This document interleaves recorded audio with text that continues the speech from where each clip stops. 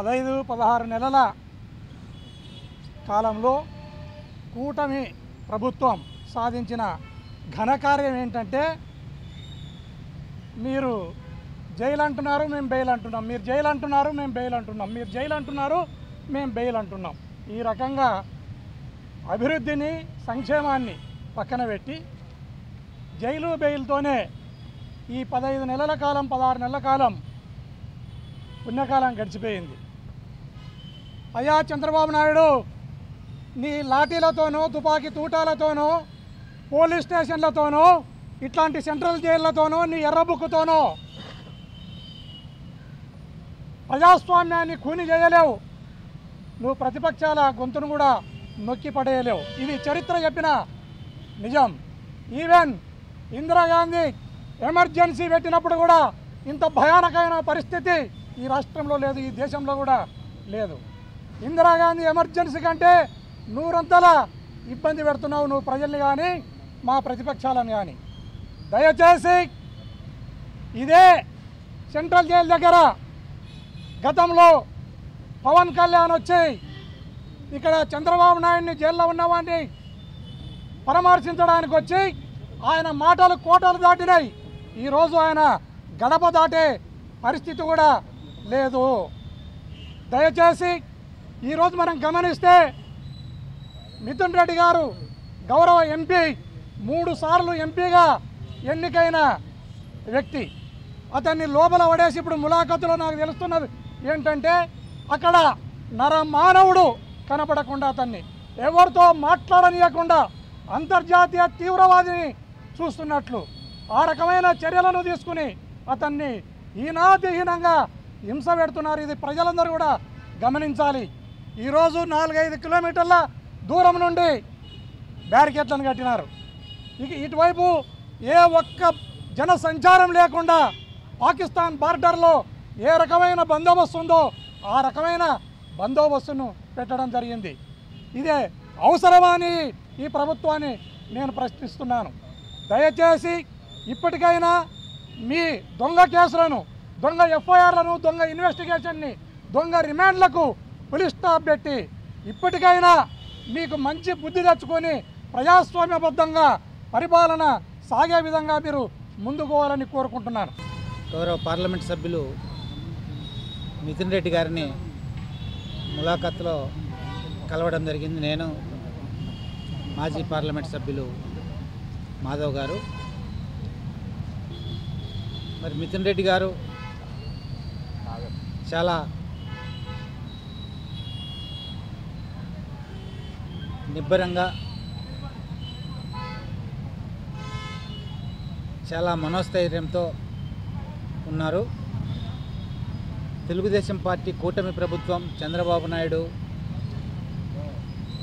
ఎన్ని ప్రెజర్స్ పెట్టినా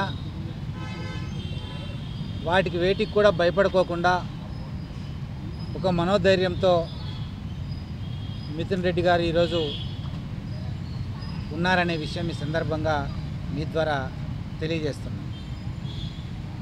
మరి ఈ లిక్కర్ కేసుకు సంబంధించి పూర్వపరాలు గమనిస్తే ఇందులో ఏమాత్రం ప్రైమా ఫేసి లేకపోయినా, ఎటువంటి సాక్ష్యాధారాలు లేకపోయినా, కొన్ని అభూతమైనటువంటి కల్పనలు చేసి ఒక ఫిక్షీసియస్ ఎవిడెన్స్ క్రియేట్ చేస్తూ ఎలాగైనా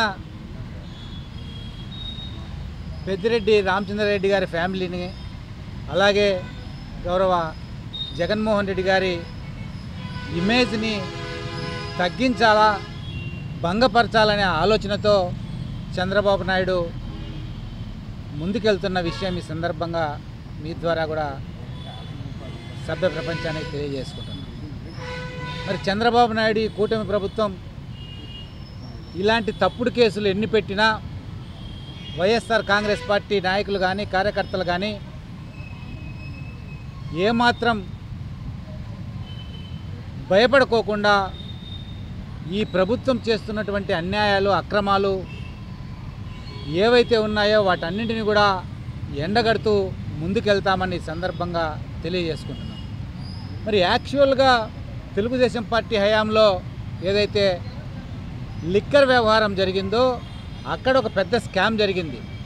ఆ స్కామ్కి సంబంధించి గతంలో జగన్మోహన్ రెడ్డి గారి ప్రభుత్వంలో మరి చంద్రబాబు నాయుడు గారిపైన విచారణ జరిగితే మరి ఎలాగైనా నేను సచ్చీలుడనని నిరూపించుకోవాలా, ఒక భ్రమని ప్రజలకు కలిగి చేయాలనే ఒక ఆలోచనతో చంద్రబాబు నాయుడు ప్రభుత్వం ఈరోజు మరి మిథున్ రెడ్డి గారిపైన మిగిలిన వారిపైన ఒక అభూత కల్పనలతో ఒక ఫిక్సీషియస్ ఎవిడెన్స్తో ఈ కేసు తయారు చేసి మరి ఒక ప్రతిష్టను పెద్దిరెడ్డి రామచంద్రరెడ్డి గారి కుటుంబానికి ఉన్న ప్రతిష్టను కానివ్వండి, జగన్మోహన్ రెడ్డి గారికి ప్రజల్లో ఉన్నటువంటి ఏదైతే పట్టు ఉందో వీటిని తగ్గించాలా, మరి వీటిని మరింత ప్రజలకు దూరం చేయాలా వీరిని అనే ఒక ఆలోచనతో చంద్రబాబు నాయుడు చేస్తున్నటువంటి కుట్ర. ఈ కుట్రను మేము తప్పుకోకుండా ఎదుర్కొంటాం. భవిష్యత్తులో చంద్రబాబు నాయుడు ఈ కూటమి ప్రభుత్వం దీనికి ఏదైతే ఈ అక్రమ అరెస్టులు ఉన్నాయో ఈ అక్రమ అరెస్టులకు మూల్యం చెల్లించుకోక తప్పదు. తప్పుకోకుండా చంద్రబాబు నాయుడును ఈ రాష్ట్ర ప్రజలు ఇంటికి పంపుతారని కూడా ఈ సందర్భంగా తెలియజేసుకుంటూ హెచ్చరిస్తున్న ఈ ప్రభుత్వాన్ని. లిక్కర్ స్కామ్కి సంబంధించి మీరు మనీ ట్రయల్ ఏం చేశారో ఇప్పటిదాకా తేల్చలే. కోర్టులు కూడా క్లియర్గా మెన్షన్ చేస్తూ ఉన్నాయి. ఇప్పుడు మీరు ఆధారాలు చూపించండి. ఆధారాలు చూపించుకోకుండా మీరు సుమారుగా ధనుంజయ రెడ్డి గారిని, కృష్ణమోహన్ రెడ్డి గారిని సుమారుగా 90 రోజులు దాటినట్టుంది. అక్కడ కోర్టు కూడా చెప్తా ఉన్నారు, మీరు 90 రోజులు పెట్టిన తర్వాత మీరు ఏ రకమైన ఛార్జ్ షీట్లు వేసిన తర్వాత మనీ ట్రయల్ ఏం జరిగిందనేది పూర్తి స్థాయి విచారణ జరగట్ల. ఇప్పుడు ఒకటే అంశం చెప్తున్నా, డబ్బులు 3,500 కోట్లు మీరు ఎంతో మెన్షన్ చేశారు. ఆ 3,500 కోట్లు ఎవరో ఒకళ్ళు ఇవ్వాలి కదా. ఇప్పుడు డిస్టిలరీలు ఇచ్చారా డబ్బు అని అడుగుతా ఉన్నా. ఒకవేళ డిస్టిలరీ వాళ్ళు ఎవరైనా డబ్బులు ఇస్తే వాళ్ళు ఇచ్చిన వాళ్ళపైన మీరు ఏం కేసులు కట్టారు? ఇప్పుడు తీసుకున్న వాళ్ళు వీళ్ళ పలానా అని చెప్పేసి చెప్తా ఉన్నారు, ఇచ్చిన వాళ్ళు ఎవరో అని అడుగుతా ఉన్నా. దాన్ని తేల్చుకోకోకుండా 3,500 కోట్ల రూపాయలు మీకు ఎక్కడ జరిగిందని అడుగుతున్నా. ఇప్పుడు ప్రజలకి క్లియర్గా మీరు చెప్పాల్సిన అవసరం ఉంది కదండి. ఇప్పుడు డబ్బు ఎవరు ఇచ్చారు, ఏ డిస్టిలరీ వాళ్ళు ఇచ్చారు, ఇగో పలానా ఈ డిస్టిలరీ వాళ్ళు ఇగో ఇన్ని వేల కోట్ల రూపాయలు ఇచ్చారు కాబట్టి ఇగో వీళ్ళు తీసుకున్నారని ప్రూవ్ చేయాలి కదా అని అడుగుతా ఉన్నా. దీన్ని ఏది కూడా చెప్పుకోకోకుండా ఇవాళ తీసుకొచ్చి కక్ష సాధింపు చర్యలే జరుగుతున్నాయి తప్పితే ఇంకొక అంశం కాదు. గతంలో కూడా చంద్రబాబు నాయుడు గారి పైన ఇదే కేసు పెట్టినప్పుడు మీరు డిస్టిలరీలకి ప్రివిలేజ్ ఫీ తగ్గించారు. సుమారుగా 1,000 కోట్ల రూపాయలు గవర్నమెంట్ ఎక్స్చెక్కర్కి నష్టం జరిగింది. ఆ నష్టం జరిగింది కాబట్టి చంద్రబాబు నాయుడు గారు ఎదురుగుండా కేసు నిలబడుతుంది. ఇప్పుడు మీరు పెట్టిన కేసు ఏ డిస్టిలరీ వాళ్ళు డబ్బు ఇచ్చారు, ఎవరు పుచ్చుకున్నారు, దాన్ని మీరు ప్రూవ్ చేయండి, ప్రజల ముందు పెట్టండి. అంతేగాని మీరు ఏదో కక్ష సాధింపు చేసి ఏదో ఫామ్ హౌస్లో ఏదో డబ్బు దొరికిందని, ఇంకా కోర్టులకు కూడా అనుమతి లేకోకుండా డైరెక్ట్గా మీరు బ్యాంకులో జమ చేశారు డబ్బు. ఎట్లా చేస్తారు? కోర్టు మీకు ఆదేశం ఇవ్వాలి కదా. ఇగో ఇప్పుడు అది ఆర్బీఐకి పంపించాలి. ఈ దానికి ఎక్కడైతే నోట్ల పైన ఉన్న నంబరింగ్ ఉందో ఆ నంబరింగ్ని బేస్ చేసుకుని ఎక్కడి నుంచి వచ్చింది అనేది కూడా ప్రూవ్ చేయొచ్చు. మీరు అదేమీ లేకోకుండా కోర్టు, ఏసీబీ కోర్టు ఇంకా క్లియర్ చేయకోకుండా డైరెక్ట్గా తీసుకెళ్ళి బ్యాంకులో మీరు డిపాజిట్ చేయడం వలన ఆ యొక్క ప్రూఫ్ కూడా లేకుండా చేశారు. అంటే దీంట్లో మీకు మనీ సింపనింగ్ జరిగిందా లేదా అనేది ప్రూవ్ చేయకోకుండా డైరెక్ట్ బ్యాంకులో ఎందుకు మీరు డిపాజిట్ చేశారని కూడా మేము అడుగుతూ ఉన్నాం. మీరు సాక్ష్యాధారాలతో మీరు బయట పెట్టాల్సిన అవసరం ఉంది.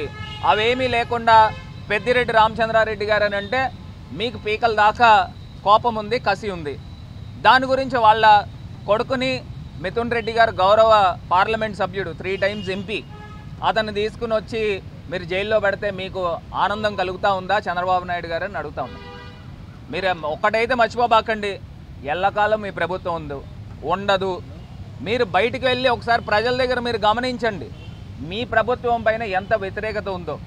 రాబోయేది ఖచ్చితంగా జగన్మోహన్ రెడ్డి గారి ప్రభుత్వం పూర్తి స్థాయి విచారణ జరిగి నిజాలు బయటపెట్టి ఎవరైతే కక్ష సాధింపు చర్యలు చేస్తూ ఉన్నారో వాళ్ళు మూల్యం చెల్లించుకోక తప్పదని కూడా ఈ సందర్భంగా తెలియపరుస్తుంది. తెలుగులో న్యూస్ కి ఫాస్టెస్ట్ యాప్ ఇప్పుడు టోటల్లీ న్యూ అవతార్లో జస్ట్ 5 seconds లో complete news.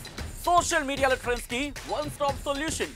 Live TV app, voice search option తో ఇప్పుడే డౌన్లోడ్ చేయండి లేదా అప్డేట్ అయిపోండి.